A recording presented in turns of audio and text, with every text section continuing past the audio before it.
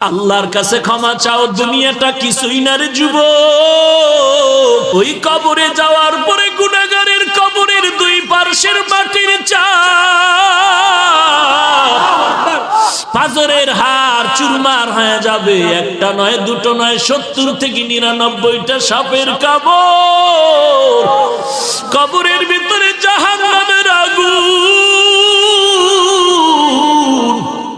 এরে বান্দা, এখনো কি আল্লাহর রাস্তায় ফিরে আসবি না?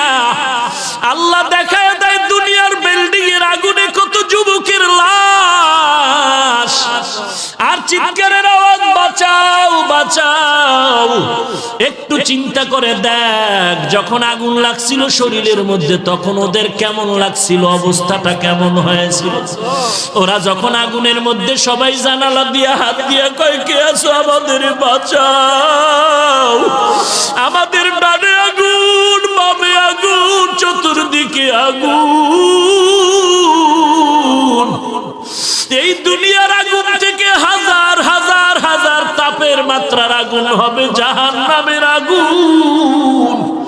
এরে যুবক, পায়ে হাত রেখে বলি, পাও দুইটা আগাইয়া দাও। আমি তোর পায়ে ধরে বলি, আর গুনাহ করিস না রে যুবক, আর গুনার পথে যাইও না। নামাজ পড়ো, পর্দা করো, মা বাবার খেদমত করো, আল্লাহ ওয়ালাদের দোয়া নিয়ে চলো। আল্লাহর কাছে ক্ষমা চাও, দুনিয়াটা কিছুই না রে যুবক।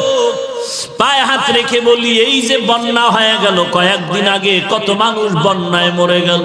ঢাকার শহরে গাড়ির উপরে গাছ পড়লো, গাছে আঘাতে গাড়ির মধ্যে মানুষ মরে গেল।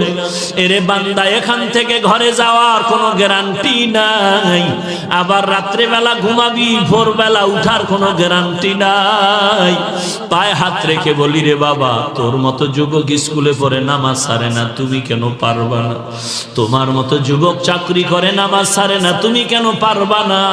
কিসের বাহাদুরি করো? কিছুই না। পায়ে হাত রেখে বলি, তওবা করে নাও, চোখের পানি ছেড়ে আল্লাহর কাছে ক্ষমা চাও, আর বলো, আল্লাহ, এই ময়দানে আমার মতো গুনাহগার কেউ নাই, তুমি মাফ করে দাও।